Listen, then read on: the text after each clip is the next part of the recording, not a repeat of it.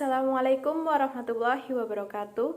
Perkenalkan, nama saya Lailatul Hidayah dari Offering S1 Belajar dan Pembelajaran dari jurusan S1 Administrasi Pendidikan Angkatan tahun 2020. Dalam video pembelajaran kali ini, saya akan membahas tema tentang gaya belajar pada siswa. Dengan tujuan pembelajaran kali ini yaitu, yang pertama, siswa dapat menjelaskan pengertian dari gaya belajar. Yang kedua adalah siswa dapat menjelaskan gaya belajar visual. Yang ketiga adalah siswa dapat menjelaskan gaya belajar auditori. Dan yang keempat adalah siswa dapat menjelaskan gaya belajar kinestetik. Yang pertama, pengertian dari gaya belajar.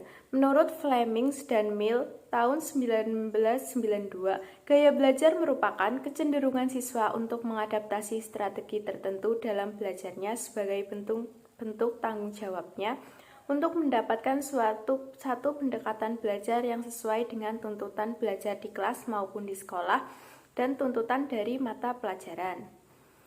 Macam gaya belajar itu dibagi menjadi 3. Yang pertama yaitu visual, auditori, dan kinestetik. Dan yang pertama akan kita bahas adalah gaya belajar visual. Gaya belajar visual berfokus pada penglihatan. Saat mempelajari hal baru, biasanya tipe ini perlu melihat sesuatu secara visual untuk lebih mudah mengerti dan memahami.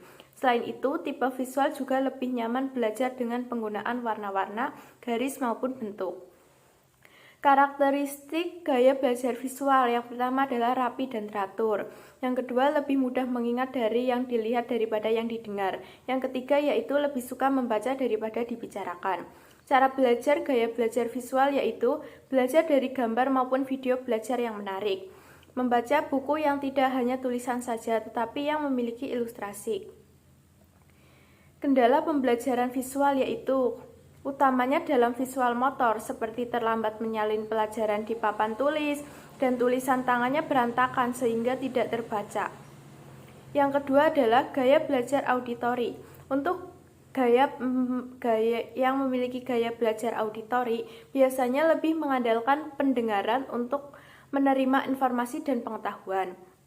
Orang tipe auditori tidak masalah dengan tampilan visual saat mengajar. Yang penting adalah mendengarkan pembicaraan guru dengan baik dan jelas.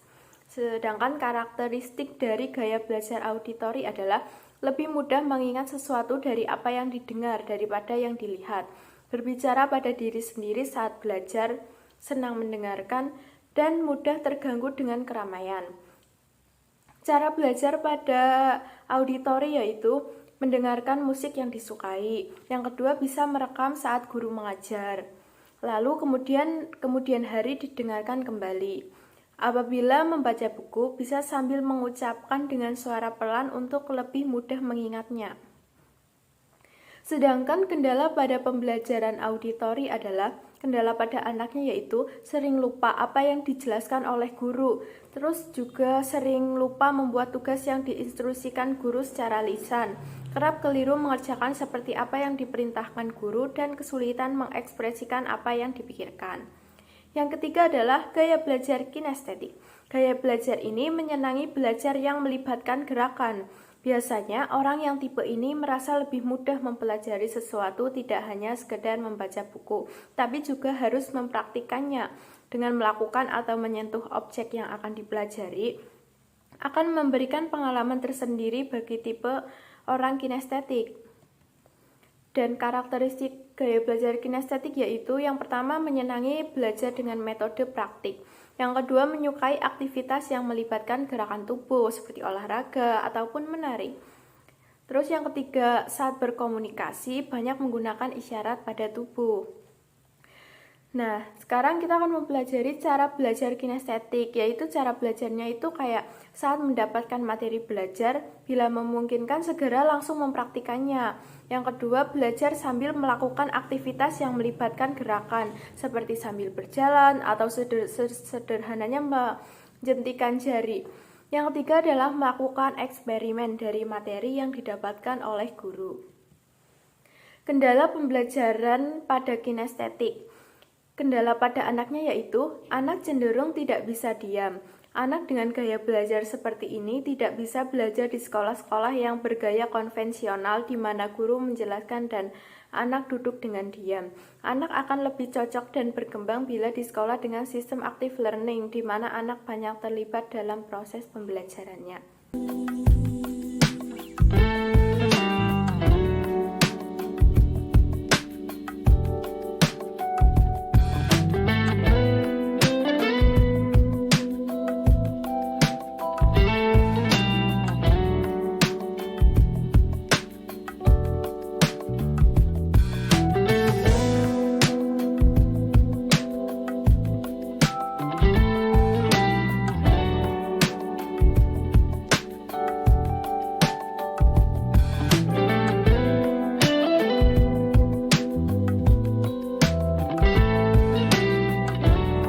Sekian video pembelajaran dari saya.